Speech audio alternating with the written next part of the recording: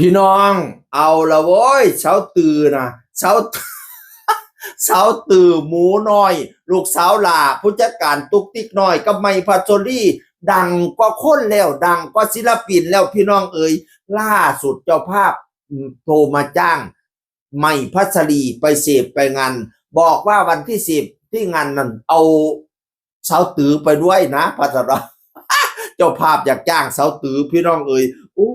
ยบ่เป็นหนูตกเขาถังเขาสารดิหมูตกถังเขาสารพี่น้องเอ๋ยโอ้ยผู้จัดการตุกติ๊กน้อยดูแลดีเป็นตาหนายเอามาฮอดบ้านกับพุ่นน่ะใส่เสียใส่ผ้าปันว่า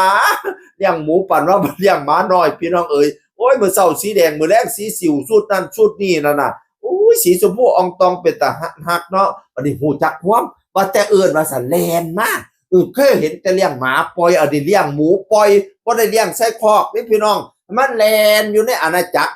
ของไมพัชรีอาณาจักรผู้จัดการตุกติ๊กน้อยนั่นล่ะบัดนี้ยามมื้อแลงพี่น้องเอ้ยให้นอนโกงเป็นตาฮักตอนที่นอนเพิ่นก็ได้แล้วว่าหมูหนาวหมูสั่นเพราะว่าหาแนวอบมาให้ใส่บัดเนี่ยน่ะย่านหมูหนาวอีแม่กูเอ้ยเอาเสียใส่ให้แล้วก็มี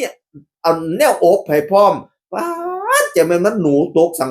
หมูตกสังข้าวสารครับพี่น้องเอ๋ยเอาขึ้นห้านขึ้นเวทีผู้จัดการตุกติ๊กน้อยกระจูงไปน้ำบอดน้อยว่าสันว่าเอิ้นหมูน่ะบอดน้อยเสาตือเป็นบอดน้อยบัดจากหัวตอนเจ้าภาพดีแล้วพี่น้องเอ๋ยอันโทมาจ้างแล้วเขียนว่าจังสี่ล่ะพี่น้องล่าสุดเจ้าภาพคุณยายสิจ้างงานแต่ขอให้สาวตือไปงานน้ำได้บ่พะนะว่ามื้องานนั้น เดือนพฤศจิกาปี2570ตอนนั้นอิถือสิบ่หนัก200กิโลละตีว่าซั่นแล้วว่าเนี่ยหมูอ้วนไว้คือสิตายนี่เนาะตอนน้อยๆนี่ก็พ่อฮักพ่ออุ้มอยู่ดีบัด200กิโลเสียวขึ้นหั้นขึ้นเวทีจังได๋ล่ะอีแม่บัดนี้เนี่ย